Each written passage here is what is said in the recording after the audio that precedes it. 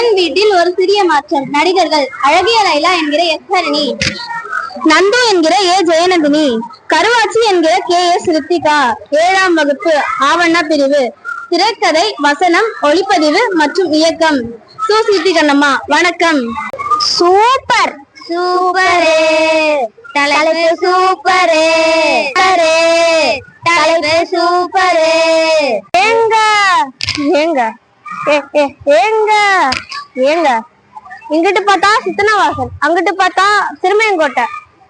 ஊரை ஃபுல்லா சுத்தி பாலைவனமா இருந்தது, இப்ப சோலைவனம் ஆயிடுச்சுங்க. புதுக்கோட்டைக்கு வாங்க. ஏங்க வாங்க.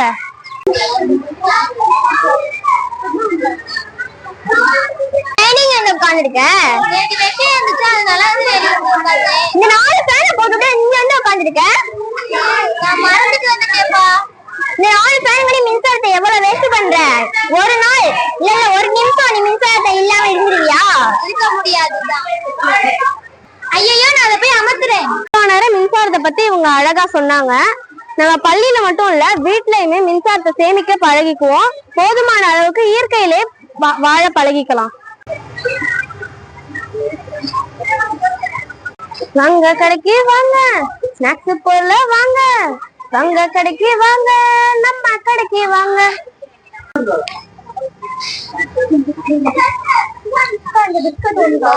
சரியா? இந்த பிஸ்கட் ஒண்ணு.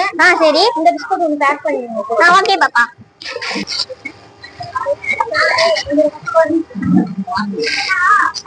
அவ்வளவுதானே பாப்பா? இல்லக்கா 100 ரூபாப்பா. தேங்க்ஸ் பாப்பா. நகராட்சியில இந்த நெகிழி பையை யூஸ் பண்ணக்கூடாதுன்னு சொல்லிருக்காங்க. நீங்க ஏன் யூஸ் பண்றீங்க? எனக்கு தெரியாதுப்பா. இல்லாட்டி உங்க கடைசியில இல்லப்பா, வேணாப்பா வேணும், மஞ்சள் பையை யூஸ் பண்றேன்ப்பா. நான் அதை யூஸ் பண்ணக்கூடாது. நெகிழி பையை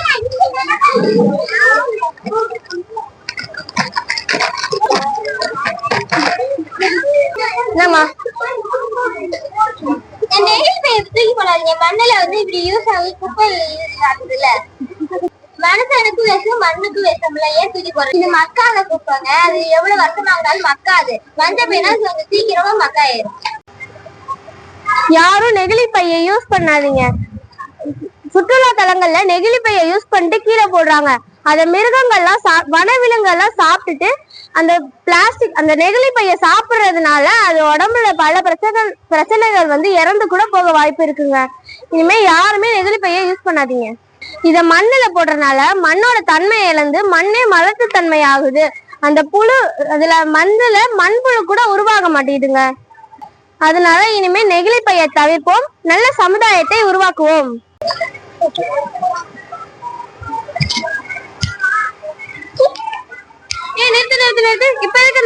இப்ப வரக்கண்ண புடுங்கி போட்டேன். அது செடி தானே, அதுல என்ன பயன் இருக்கு?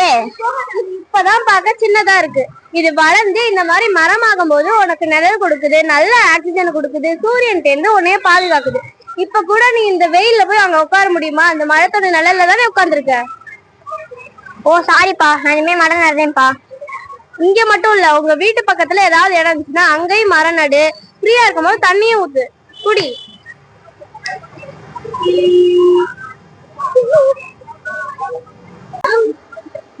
இயற்கை என்னை கொடுத்த சுகம் கொஞ்ச காலம்தான், இன்னும் கொஞ்ச காலம்தான். மரங்களிலே இலை இருப்பதும் கொஞ்ச காலம்தான், இன்னும் கொஞ்ச காலம்தான். மேனியெங்கும் பச்சை குத்திய பூங்காவ பாரு பாரு, மேனியெங்கும் பச்சை குத்திய பூங்காவ பாரு.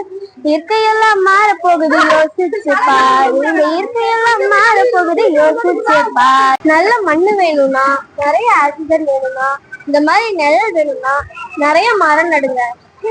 மரம் நடுவோம், மழை பெறுவோம். மரம் நடுவோம், மழை பெறுவோம். மரம் நடுவோம், மழை பெறுவோம். நன்றி.